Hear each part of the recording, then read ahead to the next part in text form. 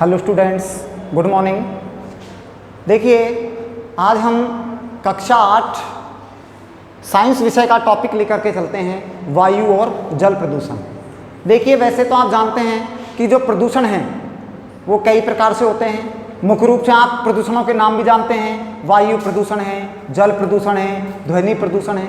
लेकिन आज हम इस टॉपिक के अंदर, आपके बुक के टॉपिक के अंदर के हिसाब से हम चलते हैं, तो यहाँ पर हम बात करेंगे आज वायु और जल, उनका होने वाला प्रदूषण।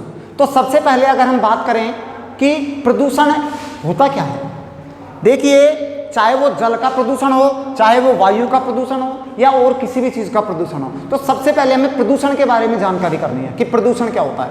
देखिए, प्रदूषण वो चीज़ होती है जो किसी ना किसी भी चीज़ के लिए किसी ना किसी भी रूप से क्या हो, दुखदाई हो। दुखदाई का अर्थात तात्पर्य होता है कि वो उसके लिए घातक हो, घातक सिद्ध होती हो, वो होती है प्रदूषण।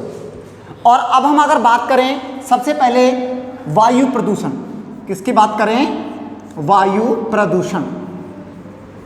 तो देखिए कि वायु प्रदूषण जो है, हमें एक चीज़ का पता है कि हमें जीवन को जीने के लिए जिस प्रकार भोजन है, चाहे भोजन की तो आवश्यकता, हम एक दिन की जगह 2 दिन, 3 दिन, 4 दिन तक भी भूखे रह करके रह सकते हैं, हम जीवित रह सकते हैं, लेकिन वायु के बिना जीवन संभव नहीं है। और हमें पता है कि वायु के अंदर हम श्वसन क्रिया के अंदर कौन सी गैस को अंदर लेते हैं, O2 यानी कि ऑक्सीजन, और छोड़ते कौन सी है, CO2, क्योंकि अपशिष्ट होती है, बाहर निकाल देते हैं। तो हमको जीवन जीने के लिए कौन सी गैस का होना अनिवार्य है, ऑक्सीजन गैस का होना बेहद अनिवार्य है। और जब अगर ये गैस प्रदूषित होती है तो वो प्रदूषण का कारण बनती है। इसके बिना जीवन संभव नहीं है। हम भोजन के बिना रह सकते हैं, लेकिन वायु के बिना जीवन संभव नहीं है। तो सबसे पहली बात आती है कि वायु प्रदूषण किसे कहते हैं। सबसे पहला बात आता है वायु प्रदूषण क्या है। तो देखिए, वायु प्रदूषण से तात्पर्य है कि वायुमंडल में पाई जाने वाली वायु को जब कोई भी प्राकृतिक या कृत्रिम रूप से हम प्रदूषकों को उसमें मिला दें, या प्रदूषकों के मिलने से जो वायु प्रदूषित होती हो, वो कहलाता है वायु प्रदूषण। अब बात करें कि प्रदूषक क्या है, दूसरी क्या बात करते हैं हम कि प्रदूषक क्या है। प्रदूषक से तात्पर्य होता है कि किसी चीज को प्रदूषित करने वाले कारक, किसी भी चीज को प्रदूषित करने वाले कारक क्या कहलाते हैं, प्रदूषक कहलाते हैं। करने वाले कारक प्रदूषक कहलाते हैं, ठीक है, ये कहलाते हैं प्रदूषक। तो सीधी सी बात है कि जो वायु को प्रदूषित कर लेंगे वो गए वायु प्रदूषक, वो क्या कहलाएंगे, वायु प्रदूषक। फिर आपको बता दूं कि किसी भी चीज को प्रदूषित करने वाले कारक क्या कहलाते हैं, प्रदूषक कहलाते हैं। और अगर पूछे वायु प्रदूषक क्या है, तो वायु प्रदूषक से भी तात्पर्य है कि वायु को प्रदूषित करने वाले कारक वायु प्रदूषक कहलाते हैं। जैसे बहुत सारे कारक होते हैं, जैसे कल कारखानों से निकलने वाली धुआं है, ये बहुत सारे प्रदूषक होते हैं। तो वायु प्रदूषण की परिभाषा हमें समझ में आई। अब वायु प्रदूषण की परिभाषा के बाद हम बात करते हैं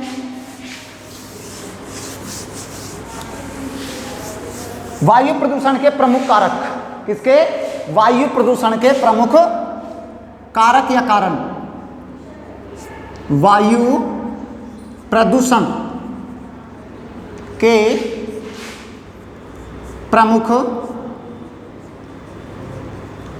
कारण, कि वायु प्रदूषण के मुख्य कारण क्या होते हैं, किनके कारण वायु प्रदूषक, कारण या कारक की बात होती है। सबसे पहली बात, इनको जो कारण है, सबसे पहला आता है कल कारखानों से निकलने वाली धुआं। कल कारखानों से निकलने वाली धुआं, निकलने वाली धुआं, ये वायु प्रदूषण का कारण होती है, ठीक है। सबसे पहली बात कि जो कल कारखाने होते हैं, उद्योग धंधे होते हैं, और हम समझते हैं कि हम किसी भी चीज़ का जब निर्माण करते हैं तो उसका अपशिष्ट जरूर शेष रहता है। तो क्योंकि हमें पता है कि यहाँ की जो पॉपुलेशन है वो बहुत अत्यधिक है, और जैसे ही हमारी पॉपुलेशन अर्थात जनसंख्या ज़्यादा है, और ज़्यादा होने के कारण हमें उद्योग धंधों की भी आवश्यकता ज़्यादा होती है। और बढ़ते हुए उद्योग धंधे जब ज़्यादा बढ़ेंगे तो हमें पता है कि किसी भी चीज़ को करते हैं तो उसका अपशिष्ट होता है। तो जो कल कारखाने होते हैं, इनकी जो धुआं होती है वो धुआं हमारे वायुमंडल के अंदर मिल जाती है, और जिसी के कारण क्या होता है, वायु का प्रदूषण होता है। क्या होता है, वायु प्रदूषण होता है। और वायु प्रदूषण के साथ साथ नंबर दूसरी बात आती है, जो व्हीकल्स होते हैं, चाहे वो मोटरसाइकिल हो, कार हो, बस हो, ट्रक हो, जीप हो, ट्रेन हो, इनसे निकलने वाली जो धुआं होती है, वाहनों से निकलने वाली धुआं, किनसे, वाहनों से निकलने वाली धुआं, ये भी एक वायु प्रदूषण का प्रमुख कारण है। ठीक है, क्यों? क्योंकि वाहनों से निकलती है, वायुमंडल में घुलती है और हमारे ऑक्सीजन में मिलकर के क्या करती है, वायु को प्रदूषित करती है। और भी बहुत सारी चीज़ होती है जिनके कारण वायु का प्रदूषण होता है, जैसे कि जैसे प्लास्टिक है, उसको जलाने पर जो धुआं निकलती है उससे भी वायु प्रदूषण होता है। अब वायु प्रदूषण के कारक हो गए, आपने एक चीज देखी होगी कि हमारा जो ताजमहल है, क्या है, ताजमहल जो है वो 7 विश्व के जो अजूबे उनमें से एक है। लेकिन एक दुखद बात ये आ रही है कि धीरे धीरे जो वहाँ की दीवारें हैं, जो संगमरमर सफ़ेद है, उसका क्षरण होता जा रहा है, उसका जो रंग होता है वो बदल रहा है। उसका प्रमुख कारण क्या है, वायु प्रदूषण, यानी कि प्रदूषण है वायु और जल। और वो किसके कारण हो रहा है, अम्लीय वर्षा के कारण। किसके कारण हो रहा है, अम्लीय वर्षा के कारण उसका संचरण हो रहा है। अब देखिए अम्लीय वर्षा होती क्या है, यहां पर हमने बात की अम्लीय वर्षा, लेकिन हमें यह पता होना चाहिए कि अम्लीय वर्षा होती क्या है। देखिए बच्चों, अम्लीय वर्षा से तात्पर्य होता है कि वायुमंडल के अंदर जब निकलने वाले वायु प्रदूषक जो वायुमंडल के अंदर रहते हैं, क्योंकि हमारा पूरा वायुमंडल होता है जहां पर हमारी गैसें होती हैं, उसके अंदर जब वर्षा होती है तो वर्षा का जो जल होता है उस जल के साथ आकर के वो मिल जाते हैं, और जब वो आपस में मिलते हैं तो वो उसकी प्रकृति को अम्लीय बना देते हैं, और वो जब उस संगमरमर के पत्थर पर पड़ती है तो उसकी प्रकृति को वो अम्लीय कर देती है, और वही क्या कहलाती है, अम्लीय वर्षा कहलाती है, जो उसका प्रमुख कारण होता है प्रदूषण का। यानी कि हमारा जो ताजमहल है वो इसी के कारण से कैसा हो रहा है, परिवर्तित हो रहा है, उसका रंग परिवर्तित हो रहा है। तो ये हमारे प्रदूषण के कारण हुए। अब वायु प्रदूषण से होने वाले हानियां क्या क्या होती हैं, कि वायु प्रदूषण से कौन कौन सी हानियां होती हैं। सबसे पहली हानि कि वायु प्रदूषण से होने वाली हानियां, ठीक है। पहली हानि कौन सी होती है, सबसे पहली बात, मानव के शरीर पर इसका सबसे ज्यादा नकारात्मक प्रभाव पड़ता है, अर्थात श्वास संबंधी रोग। सबसे पहली बात क्या आती है, श्वास संबंधी रोग उत्पन्न होना,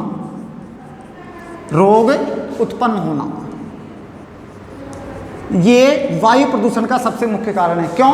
क्योंकि हमें पता है कि हम श्वसन क्रिया में ऑक्सीजन को अंदर लेते हैं, और जब ये प्रदूषक ये वायुमंडल के अंदर जब बनते हैं तो वायुमंडल में इन प्रदूषकों के आने से वायु के अंदर ये मिल जाते हैं, और हम श्वसन क्रिया में जब अंदर उनको ग्रहण कर लेते हैं तो हमारे श्वास से संबंधित हमारा श्वसन तंत्र जो होता है वो प्रभावित होता है, और हमें श्वसन जैसे रोगों की समस्याएं उत्पन्न हो जाती हैं, जैसे दमा है, जिसको अस्थमा भी कह सकते हैं हम, दमा या अस्थमा जो रोग होता है वो उत्पन्न हो जाता है। इसका मुख्य कारण है वायु प्रदूषण।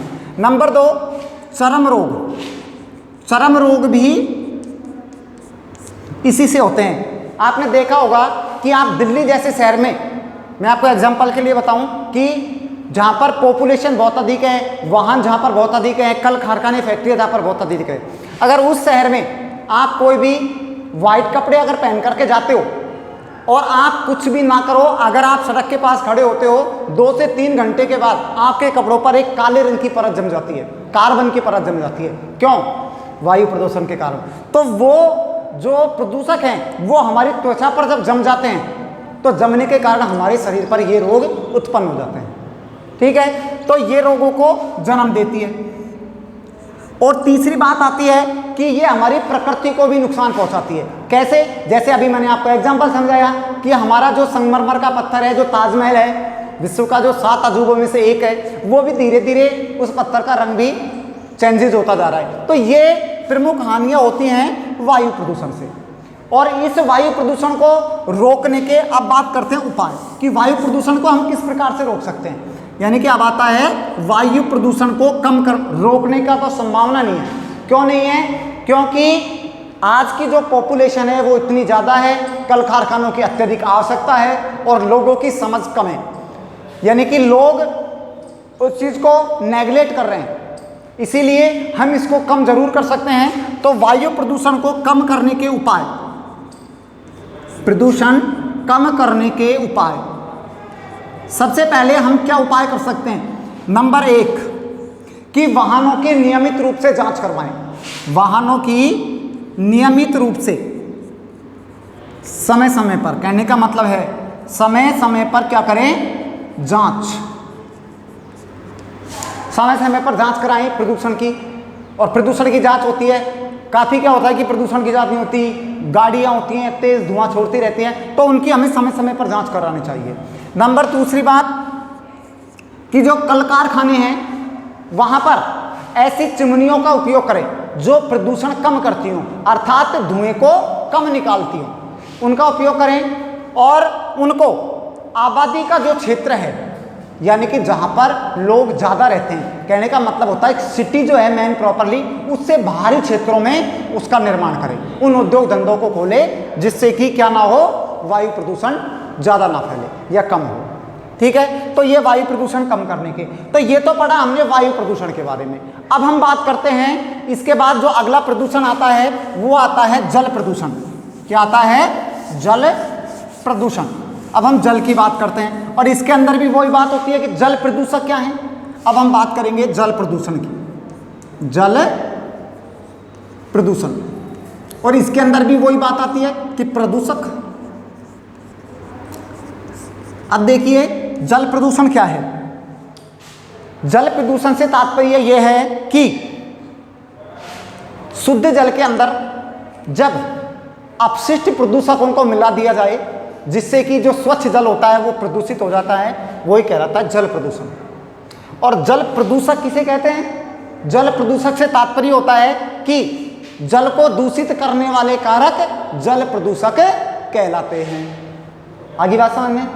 अब जल प्रदूषक के जो प्रमुख कारण हैं जल प्रदूषण के, वो कौन कौन से होते हैं जिनसे जल प्रदूषण होता है?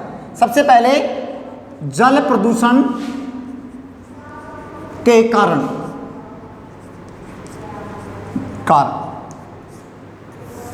देखिए, जल प्रदूषण के जो कारण हैं, सबसे पहला आपने देखा होगा कि जो तालाब वगैरह होते हैं या पानी के पोखर होते हैं जहां पर पानी भरा होता है, उनके अंदर जैसे कि कपड़े, साबुन से कपड़े धोते हैं, तो साबुन का पानी जब जाता है तो पानी प्रदूषित होता है, जल प्रदूषित होता है। तो इसीलिए सबसे पहला होता है कि जल में अपशिष्टों को डालना, जल में अपशिष्ट पदार्थों को डालना, यह जल प्रदूषण का प्रमुख कारण।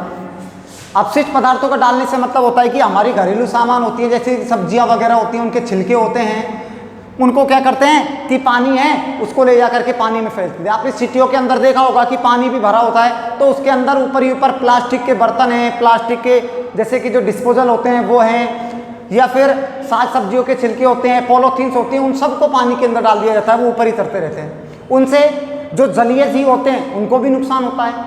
ठीक है, और जो मानव होता है हमारा, उसको भी स्वास्थ्य पर हानिकारक प्रभाव पड़ता है। नंबर दूसरी बात, जो हमारे पशु पक्षी होते हैं, पशु होते हैं जिनको हम पालतू पशु जैसे कि भैंस है, गाय है, उनको भी क्या करते हैं, ये तालाब, पौंड, पोखरों के अंदर चले जाते हैं और उसी के अंदर ही मल और मूत्र को उत्सर्जित कर देते हैं। मल व मूत्र का उत्सर्जन भी किसके अंदर कर देते हैं? जल के अंदर। तो इसके कारण भी जल का प्रदूषण है।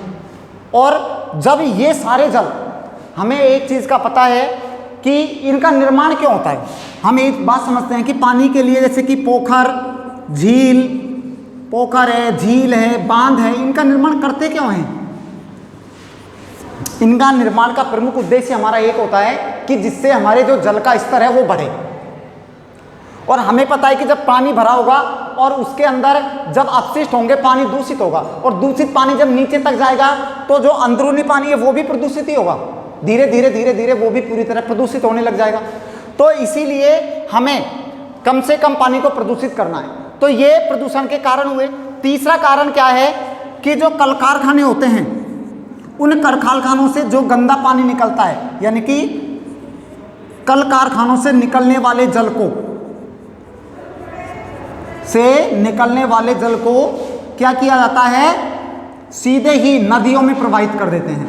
निकलने वाले जल को सीधे किसमें, बहते हुए जल में, किसके अंदर, बहते हुए जल में प्रवाहित कर देते हैं, बहते जल में छोड़ देते हैं। ठीक है, इसको सीधा का सीधा पानी में छोड़ देते हैं। जैसे कल कारखाने हैं, उनसे अपशिष्ट निकलता है और उस पानी को क्या करते हैं कि पीछे से सीधे की सीधे नदी में सीधा प्रवाहित होता है। इसीलिए तो कहते हैं कि जो गंगा नदी है, गंगा नदी की आप किसी भी की बात करो, जैसे कि दिल्ली से यमुना नदी भी पीछे से आ रही है, तो लोग क्या करते हैं कि वहां पर जो अपशिष्टों के लिए शौचालय जो जिनका निर्माण भी किया गया, वहां से भी क्या करते हैं कि मल को मूत्र को सीधे ही नली में विसर्जित करते हैं, उस नदी के अंदर छोड़ देते हैं पानी, जिससे प्रदूषित होता है। तो ये प्रदूषण के प्रमुख कारण है।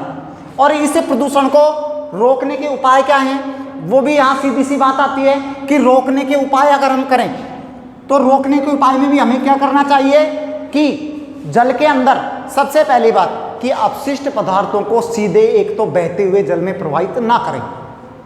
ठीक है, नंबर दूसरी बात कि जो भी तालाब है, पोखर है, जहां पर पानी एकत्रित है, उसमें हमारे पशु मवेशियों को सीधा ना जाने दें। तीसरी बात कि पोखर जलों के अंदर जो हमारे अपशिष्ट पदार्थ होते हैं, घरेलू जो कचरा होता है, उस कचरे को उसमें ना डालें, तो हम जल को प्रदूषित होने से रोक सकते हैं। इसके उपाय प्रभाव क्या होते हैं? प्रभाव भी आप इस चीज से समझते हो कि जब जल का प्रदूषण होगा तो मानव शरीर के ऊपर सबसे ज्यादा इसका इफेक्ट पड़ता है, यानी कि मानव के अंदर अनेक प्रकार की बीमारियां होंगी। प्रदूषित जल का सेवन करने से कौन कौन सी बीमारियां सबसे ज्यादा होती हैं मानव शरीर के ऊपर? जैसे कि हैजा, ठीक है, अतिसार, यानी कि जिसको हम बोलते हैं डायरिया, दस्त होना, उल्टी दस्त का होना, ये सब एक दूषित जल के सेवन करने से हमारे शरीर के अंदर पनपते हैं। ठीक है, तो आज का जो हमारा मेन टॉपिक कहने का है जल और वायु प्रदूषण। यहां पर हमें यह समझना है कि जल प्रदूषण क्या था, वायु प्रदूषण क्या था, इनसे होने वाले रोग क्या थे, इनके कम करने के उपाय क्या थे, और इनसे जीवन के ऊपर क्या प्रभाव पड़ता है। यह टॉपिक हमारा आज यही क्लियर होता है। Thank you.